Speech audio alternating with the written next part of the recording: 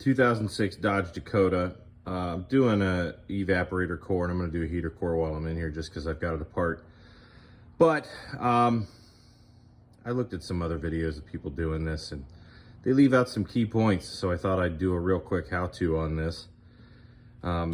So you can see I've already got the dash pulled to the side, and very simply, I didn't take the steering column out. Some people say you got to do that.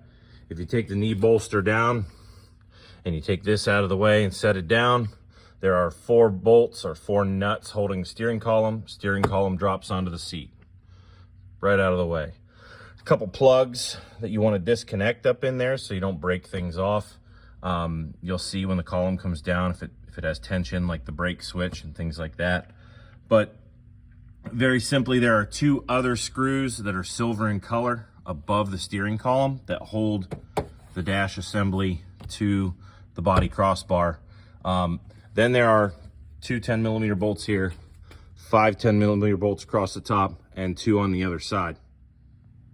I want to note that we also took some of the AC parts out of the way. I mean, we had to get the box out, but just to make life simpler, the air box and the filter and the snorkel came out. And then when we went to take the AC accumulator off, these are quick to disconnect. If you look inside, you can see the spring that's inside of there. You got to use something like this. This goes around the line, and then when you push it against the spring, then the spring opens up and the whole part slides off. So if you've never used one of those before, these are super cheap to pick up at the parts store. Quick disclaimer and how to, if you're not aware, if you're doing a heater core and not an air conditioning evaporator core, you're going to need to find a way to evacuate the refrigerant from the system. Do not open the system as it is illegal to release refrigerant to the atmosphere without using an approved recovery machine. I had to take out the center console, and there are 3 8mm screws holding the center console down to the floor. But I disconnected this plug down the pillar, and then there's a couple grounds down here that stay with the dash. And then I just use a bungee cord and took it up here to hold this back out of my way. Now, there's a 10mm bolt here, and there's a 10mm bolt here. And you can see it's loose. Now, it's loose because out here on the firewall, there's a bolt there, or a nut, I should say, there. And there's another one over here by the heater core hoses. But what they don't tell you, at least in the video I watched, and I'm sure it's on all data and I'm gonna check later, but there is another nut that is buried down behind the engine, and it is a son of a bitch to get to.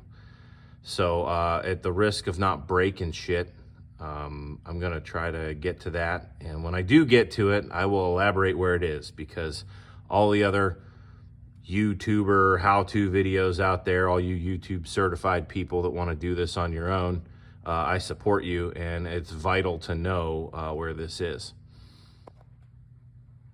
Okay, here we are, and I have got a pry bar just to kind of hold back the insulation.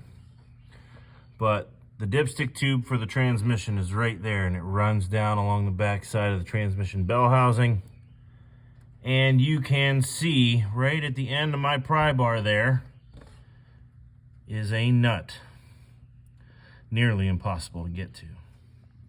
All right, I got that bastard bolt out of there. I used this, so the swivel head allowed me to have a little bit of angle while it was up against, and you have to use a shallow because there's not enough room to get a deep well in there, and the handle was fairly long enough so I could get out past here and get some leverage on it. Once it broke loose and it started to spin, I could spin it off with my finger. So it's still tight. Very, very obnoxious that they put that there. So that's where that is, and that has to come out. Well, let's see now. Does it come out? Oh, look at that. Fantastic. Okay, the heater core comes out this side, and it is inside this square right here. The evaporator core comes out this side, and it's inside this square right here, which are both clamshelled inside this. So these little clippies have to come off, and these screws have to come out. And then actuator, be careful of these, that you don't break the levers, or when you put it back together that they are connected, because you don't want to get this dash all back together and find out that you forgot to plug this in, or that they're not connected, and now your blend or mode doors do not work. All right, a couple screws around here, and then this piece comes off and exposes the blower motor. And then there are perimeter screws all the way around this.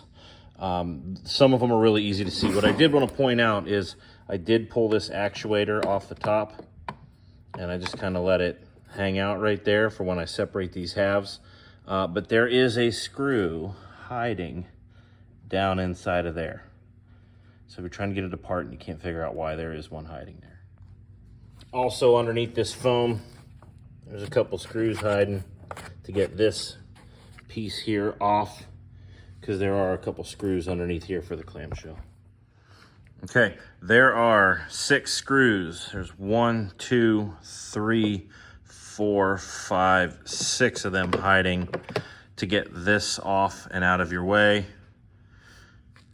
so that you can get down to these ones that are hiding under here. And there's another hidden one right down in there. Okay, I'm gonna use a little bit of a pry, and I'm gonna pop that up out of there. So that whole actuator and everything comes out. Set that to the side.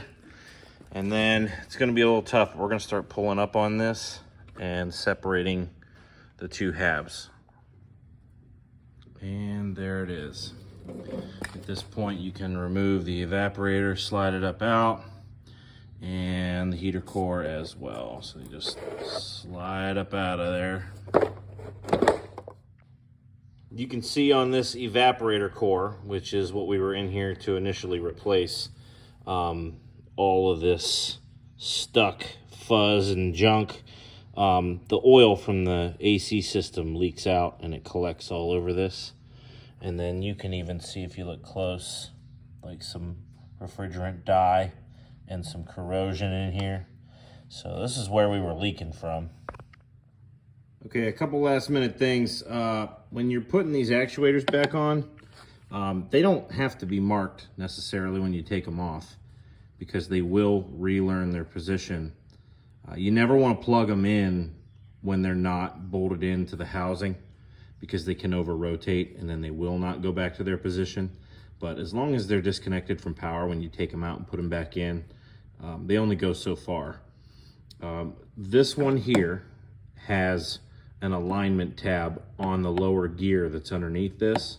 So you line that up, so manually move the door, line this up, and then when it's down flush, you put the bolts back in. And then after that, you can use a screwdriver to move this door whichever way. I'm using a pick, but that's just what I have right now. So you see how that moves? And then you can move that to where you want it. And then this piece here will just snap back down into place. And then it should be all back together, other than I got to put that piece back on, but